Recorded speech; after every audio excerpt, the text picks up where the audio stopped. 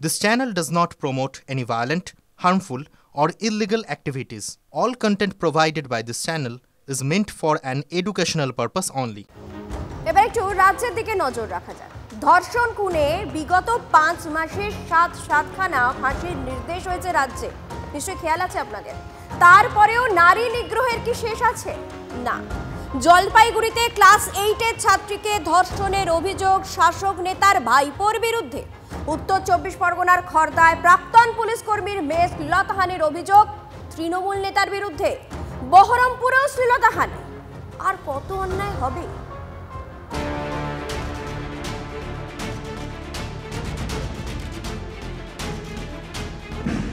তিলোত্তমা ধর্ষণ খুনের পর 6 মাস পার। তারপর জয়নগর, ফরাক্কা, গুরাব থেকে নিউ টাউন। পরপর ধর্ষণ খুন রাজ্যে, শাস্তিও হচ্ছে, কিন্তু সামাজিক ব্যাধি থামছে কই? জলপাইগুড়ি, বহরমপুর ও খড়দা ফের ধর্ষণ, শ্লীলতাহানির অভিযোগ। জলপাইগুড়িতে ধর্ষণে অভিযুক্ত খোদ শাসক নেতার ভাইপো।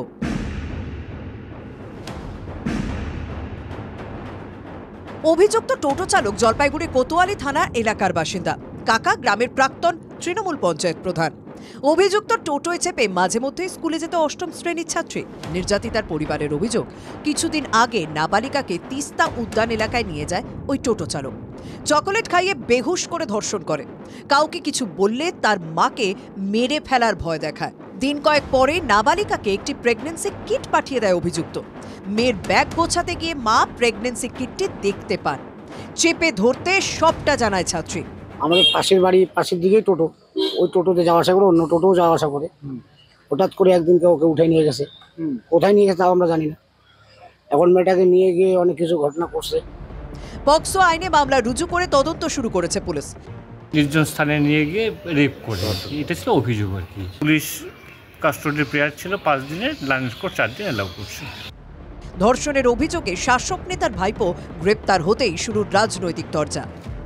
মাদক খাইয়ে ধর্ষণ, এবার আমি ধর্ষণ কতটা করেছি তার প্রমাণ করতে প্রেগনেন্সি কিটের বা টেস্ট করার জন্য প্রেগনেন্সি কিট পাঠিয়ে দিল, যে তুমি প্রেগনেন্ট কিনা সত্যি করে সেটা আমায় জানাও। কোন জায়গায় গিয়ে পৌঁছেছে? মুখ্যমন্ত্রী এদের ফাঁসি দেবেন না? একটা বাজে ঘটনা ঘটিয়েছে, শ্লীলতাহানি, ধর্ষণ। সে কে না, সে তৃণমূলের যে পঞ্চায়েত, তার ছোট মামা। ডান দিক দিয়ে গেলে বাঁ দিকের পুকুর পাড়ে তার খুড়শ্বশুর থাকেন, আরেকটু ডান দিকে গেলে তার মেসোমশাই থাকেন। ওই কানেকশন তৃণমূলের সঙ্গে। এগুলো কোনো কাজের কথা হতে পারে না।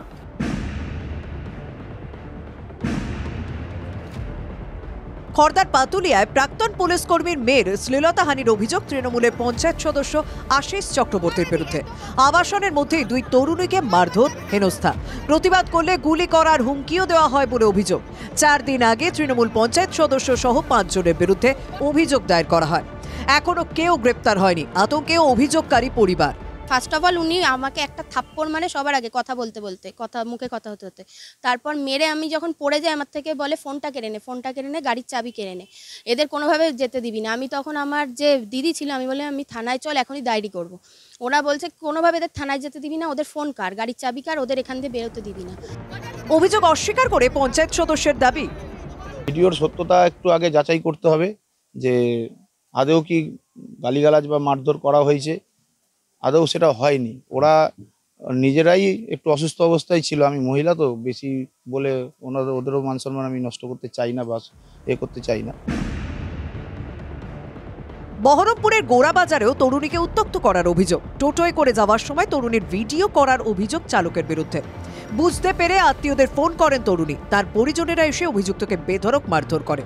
দুপক্ষই থানায় অভিযোগ দায়ের করেছে। এক হাতে টোটো চালাচ্ছিল আর এক হাতে আমার ভিডিও করছিল। সেটা আমি সামনে ফ্রন্ট ওই ছোট মিররগুলো হয় ওতে দেখে নিয়েছিলাম। আমি ফোন চাওয়াই আমাকে ফোন দেয় না। প্রশ্ন হলো, অপরাধীদের এত বারবারন্ত কিভাবে? 4 জায়গায় ধর্ষণ, শ্লীলতাহানির ঘটনা সেই প্রশ্নই ফের উস্কে দিচ্ছে।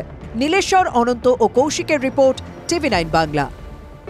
চোখ রাখবে এই মুহূর্তের একটি গুরুত্বপূর্ণ খবরে। নৈহাটিতে বিরোধী দলনেতা শুভেন্দু অধিকারী ভাঙচুর হয় বিজেপির পার্টি অফিসে। শুভেন্দু তৃণমূল কর্মী খুনের পর ভাঙচুর হয় বিজেপির পার্টি অফিস।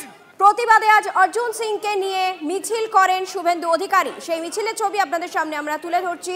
নৈহাটিতে বিরোধী দলনেতা শুভেন্দু অধিকারীর মিছিল।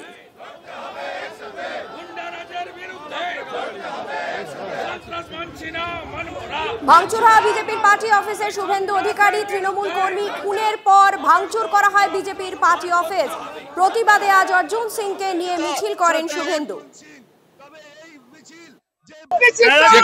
যেখানে বিজেপির অফিস হয় ইলেকশনে, সিংবাড়ি আগুন লাগিয়েছে। এদের নিজেদের গোষ্ঠীদ্বন্দ্ব। আর এখানকার আগের যে সিপি, তিনি সত্য কথাটা বলে দিয়েছিলেন যে গুলি চলেনি, এবং সেটা পরে প্রমাণ হয়েছে। তিনি কেন গুলি চলেনি বললেন, তার জন্য তাকে সরিয়েছে। তার প্রতি আমাদের কোনো দরদ নেই।